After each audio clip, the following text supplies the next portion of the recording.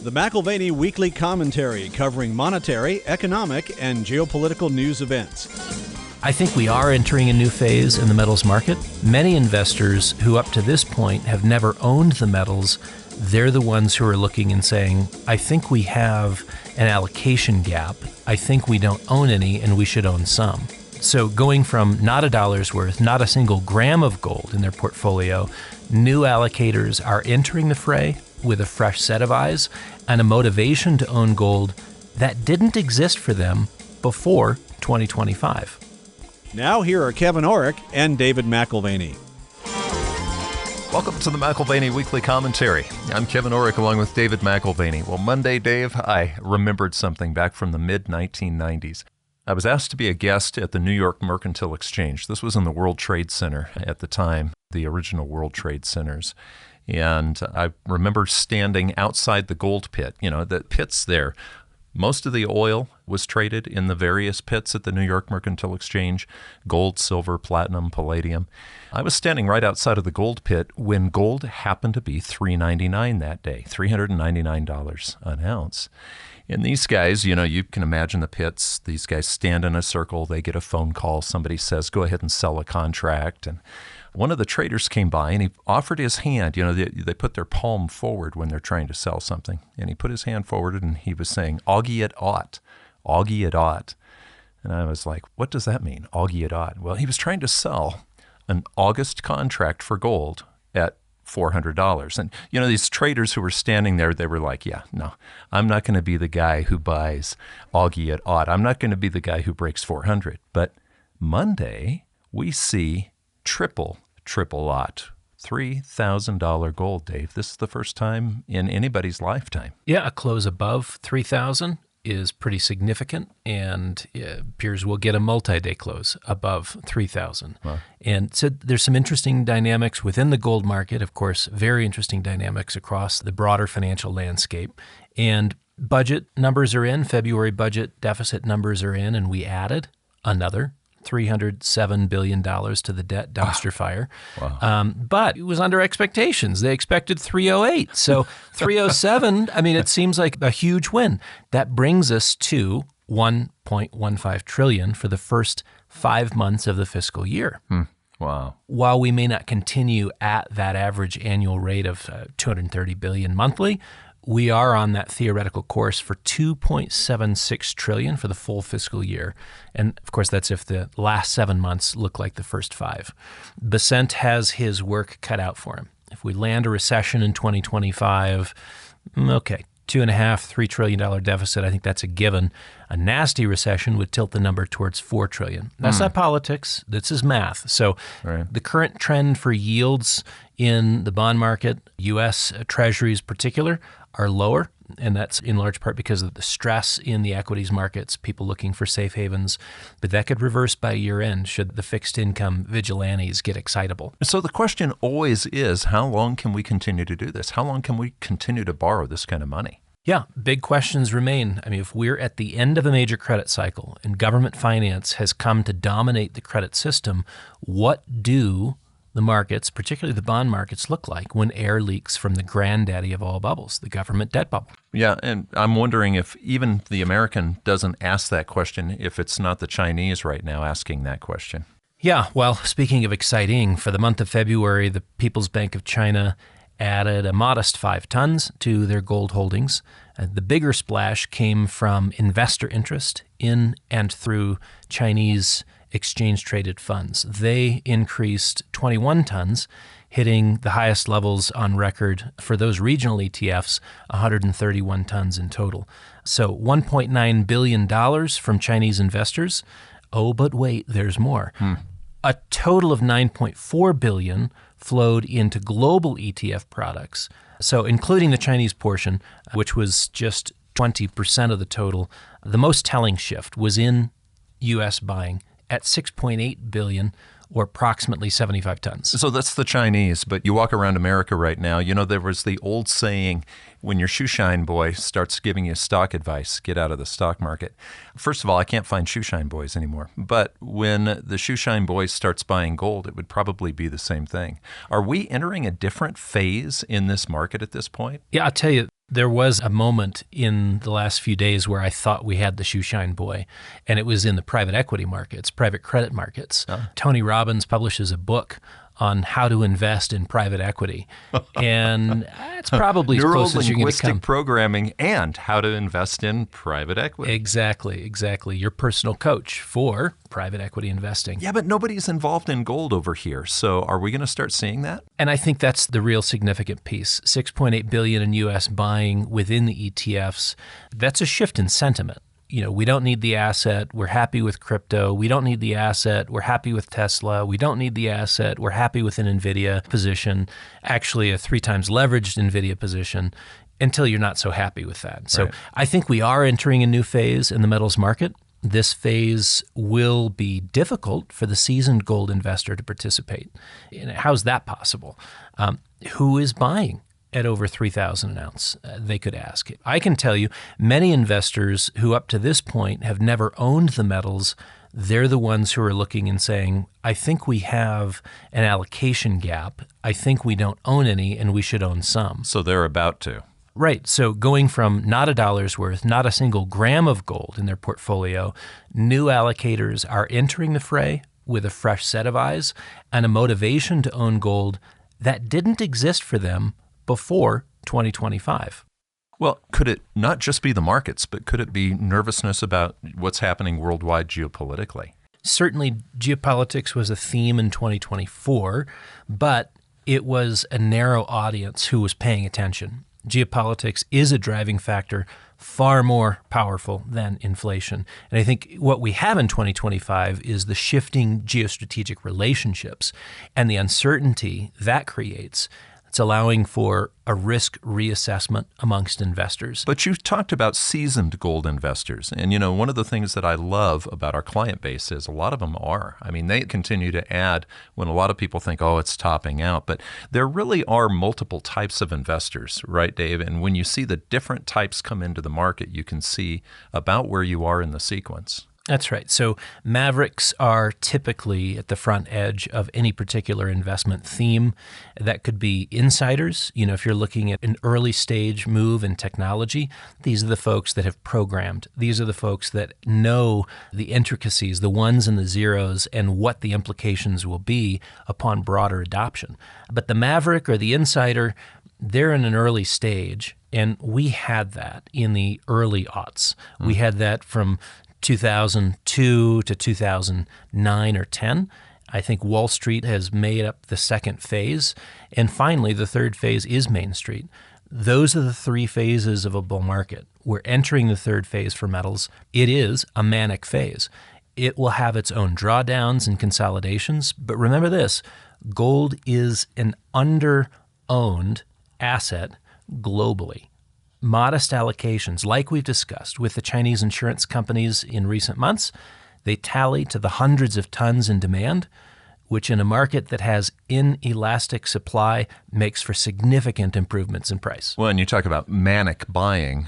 Chinese insurance companies are not manic buying. Those are strong hands. So are central banks. I mean, the central banks have made a huge impact. The inflows from central banks in 2024 contributed significantly to the push to nearly 3,000. Is there a shift in favor of investor positioning in the metals now? It appears that way. As speculative energy comes out of the AI trade, the crypto trade, the easy money trades of 2024, at least a few of those dollars are flowing towards metals. More than that, the appeal of diversification into tangibles is more on the mind of the investor community, with uncertainties boiling to the surface. Where are we at with NATO? What's going to happen with Russia and Ukraine? Will things get better or far worse in the Middle East? How about our trade policies? Will we see not only trade implicated, but capital flows implicated? What cannot be foreseen or clearly anticipated turns for the investor to anxiety. It turns into fear, and it translates to risk off for most assets. And frankly, gold benefits in that environment. So contraction in U.S. Treasury yields and an increase in bullion prices support the notion that risk off is becoming more prominent. Our market risk indicators are flashing concerns on a level last seen August of 2024. Not a panic mode, but certainly registering more and more concern as the days go by. There are systemic risks being weighed by investors. Well, and things really have changed, because I remember the crash in 1987 of the stock market. They talked about in the Wall Street Journal this thing called the plunge protection team, and the government came in and intervened on the market. Have we gotten sort of fat, dumb, and lazy, just assuming that the government itself would like to see the stock market stay stable? Well, we even adopted what was called the Fed put. In other words, we assumed that Greenspan and then Bernanke would backstop the stock market at a critical level and would accommodate, would lower rates, would create liquidity, and provide the necessary means for the stock market to stabilize and to not decline any further. So there is a big question. Will the Fed move in the current context, given their wanting to wait and see what the implications are of our trade policy changes? Dave, I was talking to one of the guys on the wealth management platform, and he was saying, the meetings that you guys have, there's not just universal agreement, and it can get a little bit tense. I mean, right now, the assessment for assets and opinions toward what would happen in the future, you don't want to have a bunch of people who just say the same thing. You want to be able to argue it through to figure it out. No, there is no groupthink in our investment committee meetings. Mondays and Wednesdays last many hours discussing not only risk indicators, but what those indicators are suggesting. Sometimes you have to hug and make up, I think, afterwards too, don't you? For sure. So there's not a huge change in our measured indicators yet, but they are within the scope of concerns. They're getting to levels that, the movement is enough for us to be on watch. Well, and didn't we have an anomaly? I mean, the last 4 or 5 years, COVID gave everyone an excuse to just print money. And by printing money, I think you have to include in that issue huge quantities of debt, just another form of money printing. Right. Here we are approaching the 5-year anniversary of COVID. The world now sits on $60 trillion in fresh debt obligations in that time frame, $60 trillion. The monetary policy authorities are concerned with issues that prior to COVID, they had not really considered. And this is, of course, in the more developed economies, there was decades where they weren't thinking about inflation. They weren't thinking about the implications of rising interest rates, and they assumed that they controlled rates because they controlled rate policy, which has proven to be a little bit more tricky than thought. So they're probably less likely to intervene on the market than they have been. There is less latitude for the extreme market interventions, a lower probability that additional QE efforts and reinflation of asset markets is just taken in stride by the bond market. Because again, you're dealing with $60 trillion in fresh supply of obligations, those IOUs. If we end up with currency pressure and rising interest rates driven by bond market protests, back to the bond vigilantes, there will be fireworks in the financial markets. $60 trillion in added debt to a system that was already heavy laden with IOUs makes for a very challenging period for policymakers. We're talking fiscal policy, monetary policy implementation in a time of market duress, which could create any number of outcomes. And I think what the gold market is signaling is a less than sanguine view on what those outcomes are likely to be. By the way, my monthly allocation to vaulted hit today. So Right. I've made my first purchase north of 3,000 an Good ounce. for you. I save a percentage each month in our vault plan. That's every month. Have done that for years. And I split my purchases between gold and silver. It was my first purchase over 3,000. I don't think it'll be my last. Well, and 3,000 is just a number. It's interesting, Dave. So often people will say, well, do you think now that it's hit 3,000, I should take some profits? Or what about at 4? What about at 5? How high do you think it'll go? And I always back away and I say, well, to be honest with you, an ounce of gold typically buys 1 loaf of bread per day for 365 days for a family. So the question really isn't how high gold will go, but how low the dollar and other currencies will go. I mean, really, that's the better way to look at it, isn't it? Well, and if you're timing the market, what you really need access to is something that internally we call the dawn indicator. The dawn indicator is when my dad calls to make his purchases. And they typically are at market peaks. Now, he's got market peaks at 35 and market peaks at 40 and market peaks at 180 and market peaks at 300 and market peaks at 450 and market peaks at 650 and market peaks at 1150. And every time he's made the terrible mistake of coming in so late and immediately facing a market correction. And he's laughing all the way to the bank because of what you just now said. Who cares if you buy at market peaks if it keeps doing what it's doing? What gold ultimately is accounting for is the decline of purchasing power in our currency. To your point, there is a reality, which is the movement higher from $35 an ounce to $3,000 is really commentary on the U.S. currency in that time frame. We came unhinged from gold in 1971, and it should be no surprise that the price is higher, or the purchasing power of the dollar is so much considerably lower. So, using gold as a reference for enduring value, here's your currency performance over the last 12 months. So you can either say that gold is up in these currencies, or the reverse of that is that these currencies are down relative to gold. So let's try that latter just as an experiment. The US dollar is down 27.4% over the last 12 months. The Canadian dollar is down 31.7% over the last 12 months. The euro is down 27.5% over the last 12 months. The yen is down the same, 27.5% over the last 12 months. The Chinese yuan is down 27%. Now, if you expand the time frame, 5 years, these currencies are down between 47 and 49%, with the yen as the standout, the exception, down over 62% in terms of gold. And this is what you've tried to teach people through the years. Value things, whether it's currencies or real estate, or let's look at the equity markets, Dave. How has the equity market done relative to gold? Yeah, I think equity markets priced in gold also under pressure. In their own currencies, it's not so bad. But in gold terms, the Dow over the last 12 months is down 22.6%. In real money terms, the S&P is off 20.6%. The Nikkei is down 30.8%. So again, it looks different if you're pricing it in yen, but priced in gold, these are pretty significant as they start to accumulate. For me, this is the way to think about it. Markets priced in fiat can do some crazy things. But priced in real money, this is how you arrive at critical decision-making when managing intergenerational wealth. We price the Dow in gold ounces to gauge when a migration of ounces to shares is most opportune. So can I tell you that 3,000 is the time to exit gold at all-time highs and move to the Dow? We were at 15 to 1 on the Dow gold ratio just a few weeks ago, holding a level maintained since COVID. Now we're at 13.78. As the ratio falls, remember that it takes less ounces to buy the same equity portfolio.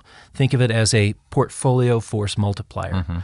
To double your share count, reinvesting dividends might take you a decade or more.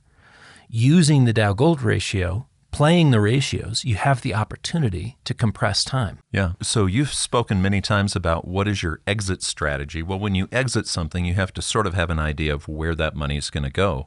What you're saying right now is forget about the 3,000. Let's go ahead and look at how many shares of the Dow, or actually how many ounces of gold it takes to buy the Dow, and when is the right time to reallocate? I think to clarify one thing, when you're thinking about gold as sort of a portfolio stabilizer, there's a time to reduce the exposure, not necessarily exit the exposure. So to see the opportune movement laterally from one asset class to another makes perfect sense. To completely eliminate your gold position, I think would be foolhardy. But the relative value is pretty key. When we launched the asset management service in 2008, it was in the back of our minds to help our existing gold investors navigate this kind of migration, a reduction in ounces over to shares. The ratio between ounces and shares of the Dow have historically reached lower levels than we currently have. So if we're at 13 to 1 today, historically it's reached 3 to 1. From current levels, that's an improvement of 4.6 times You also have rare occasions where you see 2 to 1 or even 1 to 1 in the ratio between an ounce of gold and the current value of the Dow. Theoretically, that translates to almost a 7 times increase in company shares owned, or a 13, virtually 14 times increase in shares owned should we see that 1 to 1 ratio. So for the person who says, well, do I want to buy shares in the Dow or the S&P 500 right now? Or do I want to wait and maybe get 13 to 14 times more shares by staying in gold now and waiting? It seems like the answer is pretty simple. Yeah, so when you're thinking about managing wealth on an intergenerational basis, I mean, cost basis helps. And we're looking at things from sort of a combined perspective. A total return is a perspective that combines capital gains and the income received in the form of dividends. So if you can set a basis at a low level and then set your dividend yield off of that low basis, that is sort of a once-in-a-generation opportunity implied by migrating assets in that opportunistic way from ounces to shares. And we are not there yet.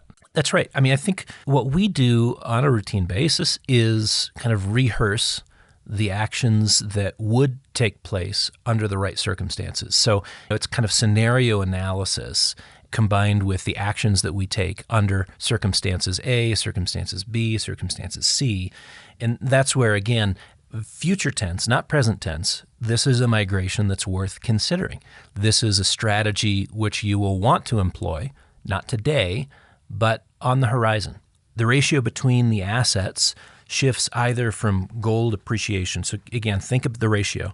That ratio shifts either because gold appreciates or because the stock market contracts, or under certain circumstances, you can have both occurring where the gold price goes up and stocks go down and the ratio moves on a much faster basis. 2024 was just gold appreciation. And year-to-date returns in the gold market, 15% higher year-to-date. That's for gold, 18% for silver. They're continuing that trend of gold appreciation. If now we get a decline in equities as well, the ratio should trend lower on a much more rapid pace. So I'm going to use an extreme, ridiculous example just so that people can understand what you're saying, because it really does not matter what it's doing in dollars.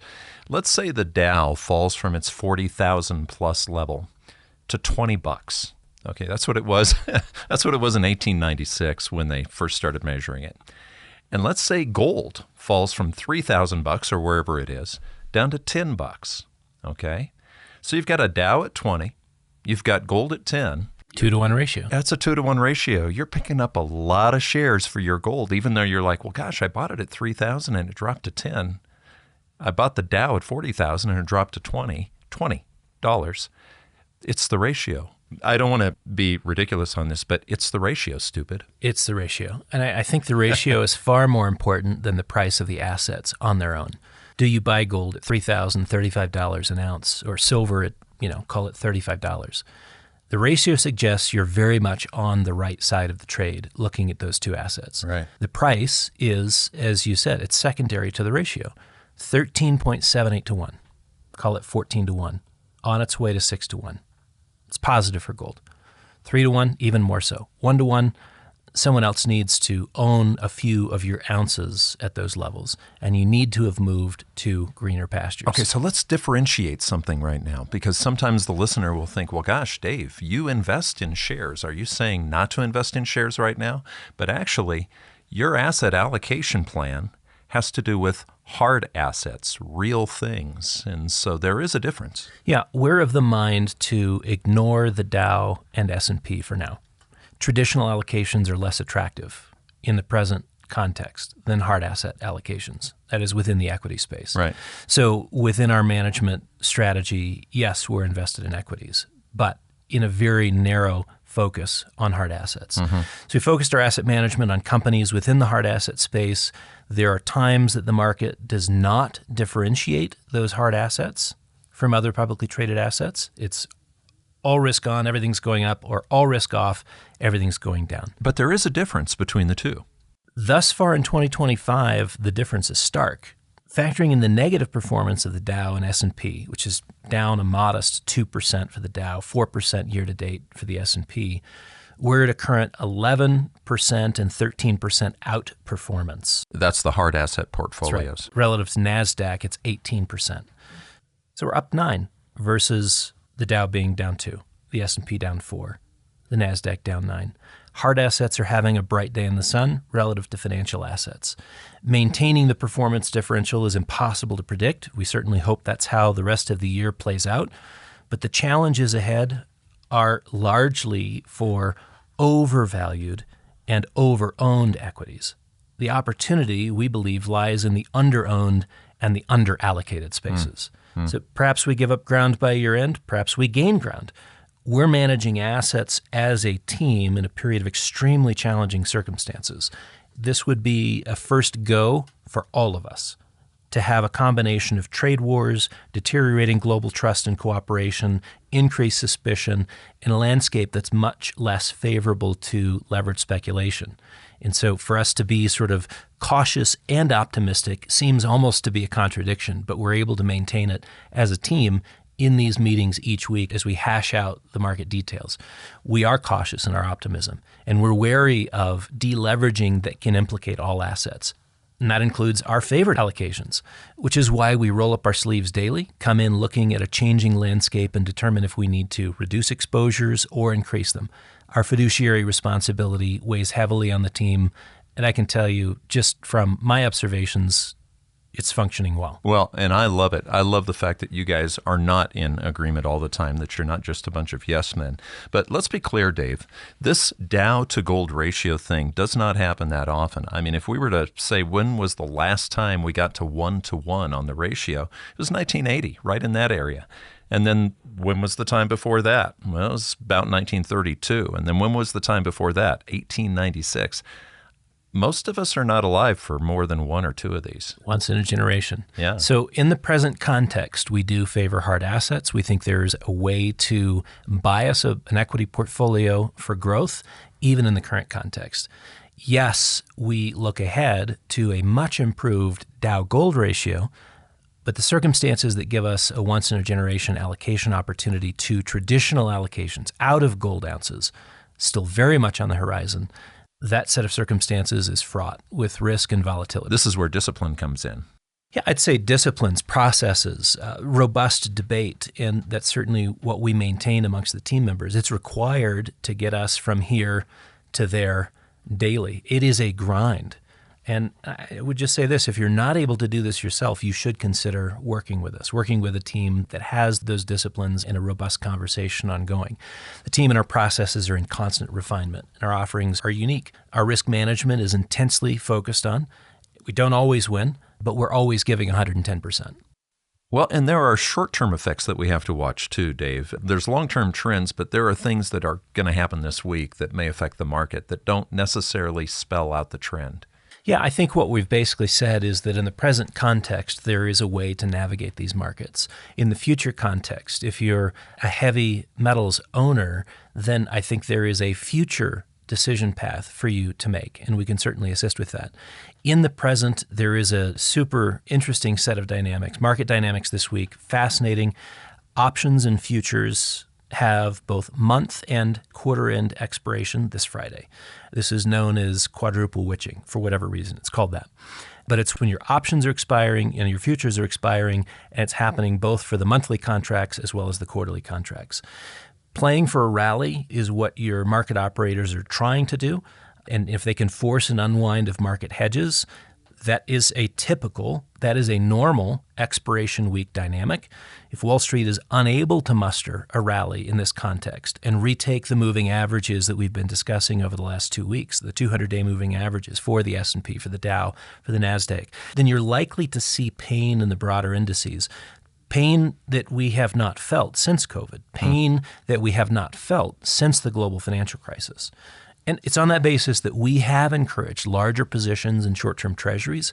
We have encouraged an increase in metals holdings. And if you haven't already taken those steps, you might consider doing so sooner rather than later. You know, when we walk into the studio, Dave, for whatever reason, the carpet, we have static electricity. So we have to remember to touch something metal before we get near the microphone, because oftentimes we get shocked. And when we touch something purposely, we know it's going to hurt a little bit, but it's a lot better than the surprise. And what I'm thinking of right now, Dave, is this. Everyone that I'm talking to, whether they like what Trump's doing, whether they don't like what Trump's doing, it doesn't matter. Everybody knows this is going to hurt a little bit, even if it's going to be better down the road. And I'm thinking right now the preparation for that shock. And you see it show up in the University of Michigan sentiment numbers. They were very disappointing last week. Current conditions were off slightly. Expectations cratered from 64 to 54.2. 63 was the expected number. And inflation expectations were sizzling at 4.9% for the 1 year, 3.9% for the 5 to 10 year time frame. So to qualify that, the survey tilts heavily towards a Democratic base and undersamples the GOP considerably. So it is interesting to look at sort of the statistics inside the statistics. The angst over inflation currently is starkly divided by party. The sentiment polls show a stronger than usual party bias and fear that Trump is destroying the world as we know it. That lines up pretty heavily with Democrats. They see inflation coming in at 6.5% on a 1 year time frame, independents at 4.4%, and the GOP at 0.1%. So there's probably overreaction on the Democrats' part and underreaction on the GOP's part. Besant, who's now head of the Treasury, suggests that an inflationary impact from tariffs is a one-off event and not something that you need to be concerned with longer term. We'll have to wait and see. You want to hear crickets, and silence. You had mentioned the Democrats, but the platforms that they normally watch, like CNN, are they even going to be around in the future? Very interesting to note the polling. For Democrats, CNN has their favorability, and we're talking about the party. CNN has the favorability rating for the Democratic Party at 29%. That's a new low. Crickets, yeah. NBC, similar polling, 27% favorability rating for the Democrats. Right. And that's even as Trump hits his highest approval ratings ever. So while there's concern, there is a base that is apoplectic, and there is a base which is super enthusiastic. The share of the country that says we're on the right track has risen from 27% in November to 44%.